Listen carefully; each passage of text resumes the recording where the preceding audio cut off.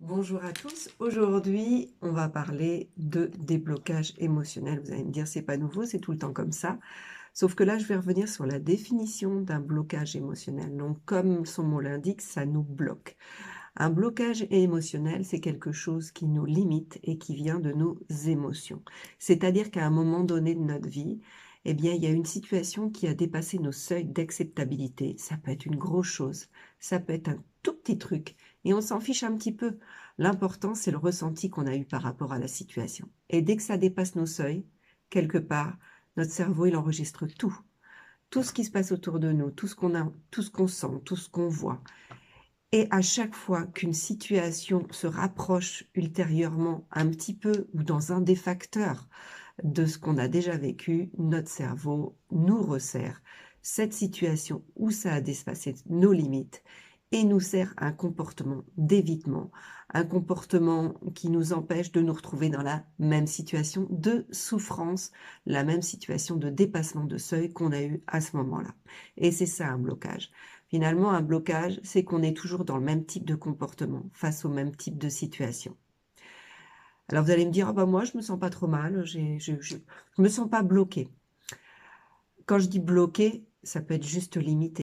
Alors sous quelle forme ils peuvent apparaître? Sous une forme de peur, bien évidemment, sous une forme de sentiment aussi. On peut avoir un sentiment d'impuissance, sous une forme de souffrance, sous une forme, parce qu'on est bloqué dans une émotion, sous une forme d'obligation, on s'oblige à faire des choses, ou sous une forme d'interdiction, il est hors des questions que j'y aille, et d'évitement, bien entendu. Je n'y vais pas, je fais demi-tour à chaque fois que je veux faire quelque chose qui me fait plaisir. Voilà, donc il y a plein de formes de blocage émotionnel.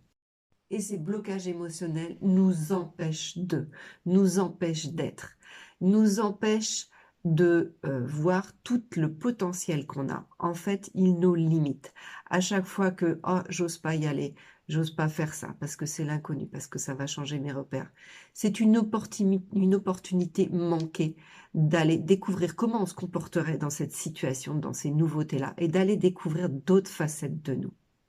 Et la vie est une petite coquine ou une belle opportunité parce que finalement, elle nous sert toujours des situations dans lesquelles ça va réveiller nos limites, ça va réveiller nos peurs, ça va réveiller tous ces blocages émotionnels au fur et à mesure qu'on est capable de les enlever. C'est-à-dire qu'à chaque fois que la vie vous propose quelque chose de difficile, c'est que vous avez l'opportunité et vous avez le potentiel pour le surpasser, même si vous pouvez ne pas avoir l'impression ou de pouvoir le faire. Si la vie vous le présente, c'est que c'est le moment, c'est que vous êtes capable. Justement, si la vie vous le présente et vous pensez que vous n'êtes pas capable, c'est que vous avez besoin d'un coup de pouce tout simplement. Et c'est là où les soins que je propose, en plus de toutes mes vidéos de mise en conscience de ces blocages, sont un moyen utile de vous aider chez vous tranquillement. Voilà, je me sens bloquée, j'arrive pas à avancer sur cette texte-là, je vais voir ce que Julia a pour moi dans mon domaine.